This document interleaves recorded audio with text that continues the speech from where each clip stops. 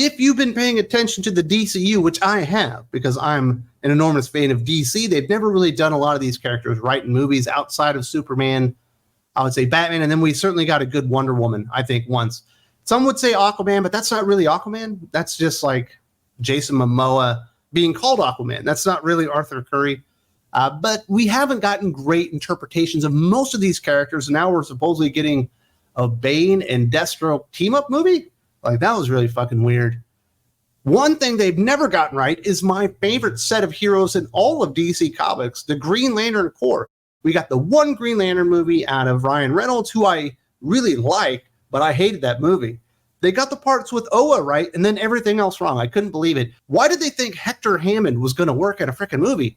He's a dude with like a head the size of a car on a normal human's body. It was so weird they tried to pull that off.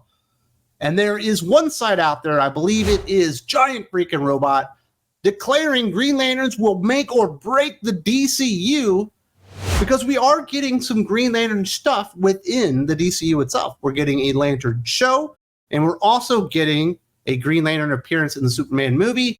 And let's explore what Giant Freaking Robot are talking about here. But first, we must acknowledge that we've gotten the first major casting of a Lantern outside of the cameo from Nathan Fillion in Superman. HBO's DC series Lanterns has found its Hal Jordan. Emmy winner Kyle Chandler is set to play the legendary member of the Green Lantern Corps in the series. Lanterns, which scored a straight-to-series order in June after years of development, comes from Chris Munday of Ozark, Damon Lindelof of Watchmen and Lost, and Eisner Award-winning comics writer Tom King. The trio are co-writing and executive producing the series, with Munday serving as the showrunner. Now, originally, there were rumors that it might be Josh Brolin, and I said, hey, he's a little old to be playing Hal Jordan, because we get an actor that's already in his late 50s or early 60s. We are losing the Hal Jordan story, and he's just going to be the Gandalf of it. He's just going to be the mentor.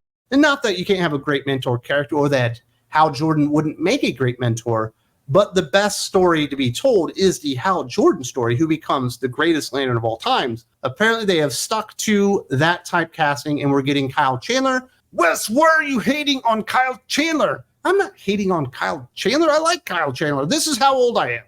I remember watching Kyle Chandler, I think on ABC in Homefront in like the early 90s, I think is when that show actually came out, where I think he was back on the home front and his brother might have been in the war, and he like started sleeping with his wife or something, or his girlfriend. I can't remember the exact details. It's literally been over like 30 years since I've actually seen it.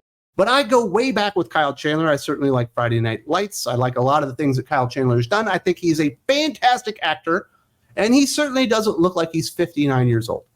But he also doesn't look like he's 29 years old or 25 years old, or a more appropriate age to portray Hal Jordan if you're going to tell the Hal Jordan story. And that continues to be my pushback on it. We shall see what happens. I'm glad that we're getting a Lantern series, but the people over at Giant Freaking Robot believe this could sink the entire DCU. Green Lanterns are going to be a huge part of the DCU, with 3 different human versions being introduced early on in the new universe. That's great news for fans of those characters, as none of the famous Space Corps played a significant role in Zack Snyder's DCEU.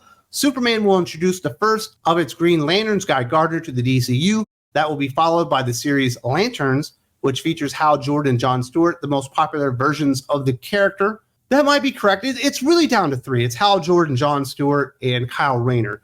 If you take popularity being most comics sold as like a solo character, it's certainly Hal Jordan and Kyle Rayner, but John Stewart was part of a very popular animated version of the Justice League. That certainly puts him up there in contention for it. Guy Gardner certainly is not. Guy Gardner is a cool character. I think Giant Freaking Robot are being a little disingenuous, kind of acting like Nathan Fillion playing Guy Gardner in the Superman movie is going to be a big deal and like a major presence as a Green Lantern. Yes, there are going to be 3 human lanterns, but one of them is literally a cameo.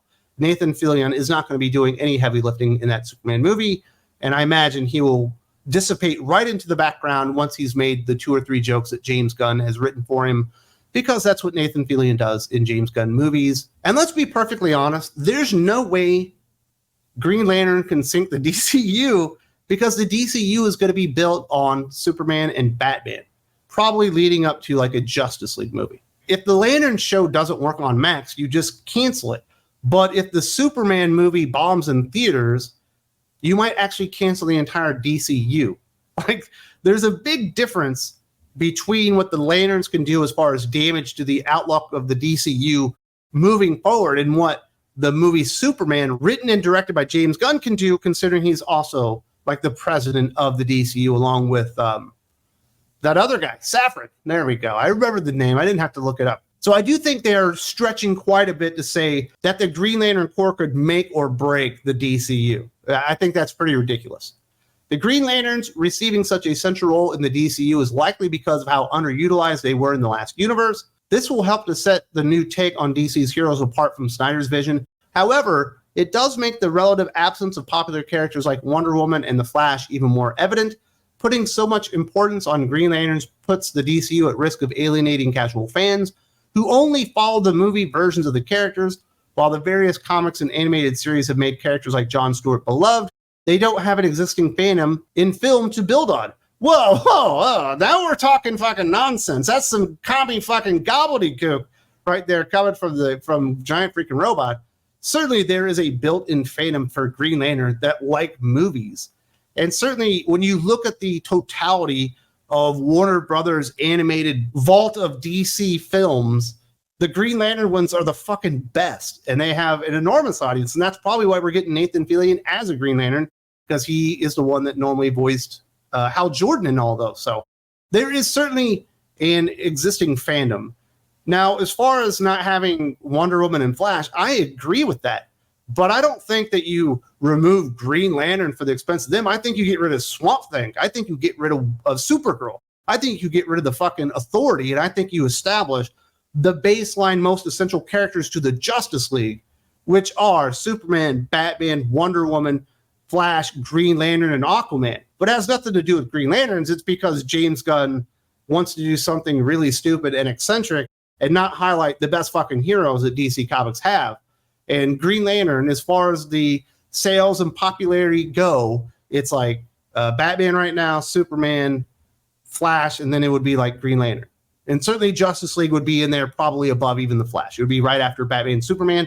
But it's one of the 5 most popular, highest selling titles that have been around DC Comics for decades at this point. And I would certainly say there was a bigger built-in Green Lantern fandom, before the MCU started than there was for fucking Iron Man or Thor.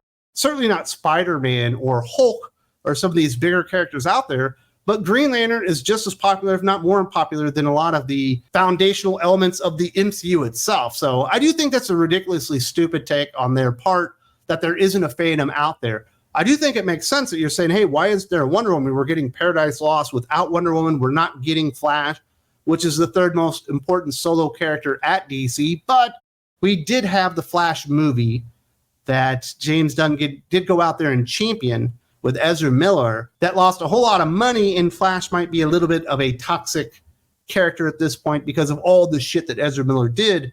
But you definitely got to get a Flash out there. I say go grab Grant Gustin and throw him into that sumbitch. But I do think they're making a lot of weird choices. Green Lantern making a TV show isn't one of them. Making Hal Jordan 60 definitely is, though. The final point that they make: with minimal audience recognition, overinvesting in Green Lanterns could put the whole DCU at risk. While casual fans will almost certainly go to see Superman and Brave and the Bold based on the popularity of their protagonist, the other projects have to be profitable as well to avoid early cancellation. I love that the new universe is prioritizing previously underused characters like the Green Lanterns, but I think adding 3 versions to the DCU's first chapter may be a little bit too much. I'm just not sure introducing 3 characters with the same hero name and power set is the best way to get a superhero fatigue general audience invested in a new universe. Well, I'm certain when we get the Lantern show, which is going to be like a buddy cop thing, Hal Jordan is not going to call John Stewart Green Lantern, and the other members of the Green Lantern Corps aren't going to call him Green Lantern, and probably the public at large, whatever planet they're on, I assume that they're going to be on Earth to save money, are going to be like, hey, Green Lantern. I think they're going to say, hey, Hal Jordan, and hey, John Stewart. And you as an audience have to be smart enough to realize they are part of the Green Lantern Corps, and that's why they have rings, and that's why they can make constructs. And there certainly are a lot of differences between the characters just with their designs. In general, every Green Lantern hero gets a unique design. It's not like the Nova Corps where they all have the exact same outfit and they're like an army type thing. They all have their own unique visual stylings and aesthetics about them, but they also use their powers in very unique ways. It's powered by your own personal will. And when you get to a Hal Jordan, because he was a test fighter pilot, you're going to get fighter planes and jets and all that kind of stuff. And when you get to John Stewart, who originally was an engineer, you're going to get all these kind of weird technical constructs. Although when they made him a Marine, he certainly had lots of cannons and bazookas and tanks and shit like that. And when you get to Kyle Rayner, because he's like a painter, his stuff was more abstract. When you get to Jess Cruz, because she's more like scared and stuff, you get more like horror type things coming out of her. When you got Simon Baz, because he had an obsession with guns, you might see a big ass gun, stuff like that. So there are definitely things about them that are very, very unique. And if you're a fan of the characters, you know this. And I definitely get the feeling that the guy that wrote this from Giant Freaking Robot really isn't much of a fan of the characters themselves. And let's be honest, Guy Gardner is a fucking cameo. You're getting 2 Green Lanterns to begin with, and hopefully we get a lot more than that. I want to see Killwalk. I want to see Toba Ray. I want to see Chip. I want to see some of these fucking Green Lantern characters show up in this Lantern series, out there in the cosmos and stuff like that. I hope that happens. And I'm certainly rooting for the show, despite them obviously not wanting to tell the Hal Jordan story, wanting to tell the John Stewart story. I imagine Kyle Chandler will knock it out of the park because he is a fantastic actor. But I do not believe they're picking exactly the right Green Lantern in this case. But we shall see. But I don't think lanterns as a concept or the way that they're presenting it here could ever hope to destroy anything sight unseen. If anything's going to destroy the DCU, it's going to be shit like Joker 2. It's going to be shit like Superman, the actual fucking movies that they're pumping $200, $300, $400 million into the production. And then you've got all the marketing and all that stuff. That's where the ginormous risk comes in. This shit is going straight to streaming. And although it does appear that the Penguin is doing very, very well on Max, and if it does that, then great. But if it doesn't do well, you just don't get a second season. But if one of these movies bombs and Superman bombs big, we might never get a DCU after that. That's how important that movie is. So there you go. That's the take from Giant Freaking Robot, which I totally disagree with.